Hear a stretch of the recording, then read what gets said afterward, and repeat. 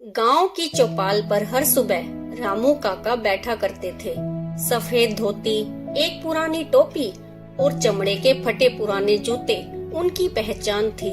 उनका हर दिन बच्चों को कहानियां सुनाने और लोगों के साथ हंसी मजाक करने में बीतता था।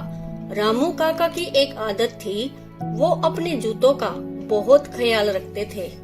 हालांकि जूते पुराने और जगह जगह से फट चुके थे, लेकिन उनके लिए वे बेहद खास थे।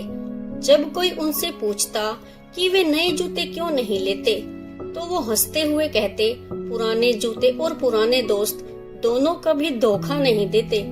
एक सुबह चौपाल पर रामू काका बिना जूतों के आए। उनकी चाल धीमी थी और चेहरे पर उदासी साफ साफ झलक रही थी। गांव वालों और बच्चों ने तुरंत ध्यान दिया। बच्चों ने पूछा, काका आपके जूते कहाँ हैं? रामू काका ने एक लंबी सांस ली और कहा, पता नहीं बच्चों, शायद किसी ने ले लिए होंगे। रात को बाहर रखे थे, सुबह देखा तो गायब थे। ये सुनकर सब चौंक गए। गांव में ऐसा कभी नहीं हुआ था। चौपाल पर फुसर फुसर शुरू हो गई। बच्चे परेशान हो गए क्योंकि उनके प्यारे रामू काका अब पहले जैसे खुश नहीं दिख रहे थे। गांव के बच्चों ने तय किया कि वो रामू काका के जूतों का पता लगाएंगे। मोहन ने कहा, चलो देखते हैं कि जूते कहाँ गए। बच्चों ने पूरे गांव में पूछताछ शुरू कर दी, लेकिन किसी को कुछ पता नहीं था। तभी राधा को याद आया कि गांव के पास मेला लगा है, शायद वहाँ कुछ पता चले।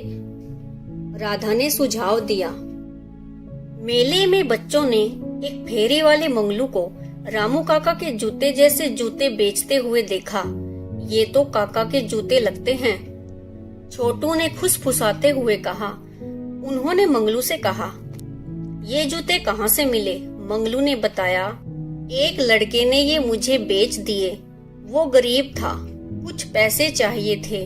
मैंने कुछ पूछताछ नहीं की। बच्चों ने रामू काका को यह खबर दी कि मंगलू फेरी वाले के पास उनके जूतों जैसे जूते हैं।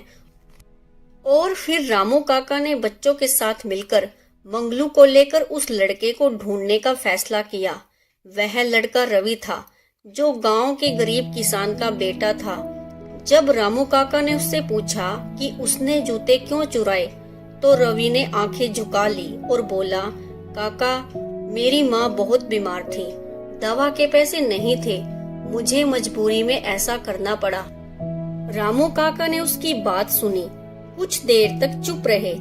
फिर उन्होंने बड़े प्यार से कहा, बेटा, अगर तुमने मुझसे कहा होता तो मैं खुद तुम्हें ये जूते दे देता। रामू काका ने गांव वालों से मिलकर रवि की बीमार माँ की हालत के बारे में बताया और उनकी मदद के लिए सभी से दवाइयों और इलाज के लिए पैसा इकट्ठा करने की गुजारिश की। उन्होंने सभी से कहा, जो किसी की जरूरत पूरी कर सकता है, उसे हमेशा मदद करनी चाहिए। गांव के लोगों ने मिलकर रवि की माँ की दवाइयों का इंतजाम किया। इसके बाद रामू काका ने अपने जूते रवि को दे दिए और कहा, अब ये तुम्हारे हैं। इनसे तुम्हें मेरी याद आएगी और मेरी दोस्ती भी। उस दिन के बाद चौपाल पर रामू काका की मुस्कान वापस लौट आई। बच्चे उनसे कहानियां सुनने फिर आने लगे।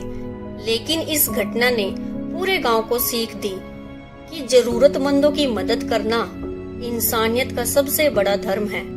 रामू काका ने बच्चों को समझाया कि हर मुश्किल का हल प्यार और समझदारी से निकाला जा सकता है। Thanks for watching.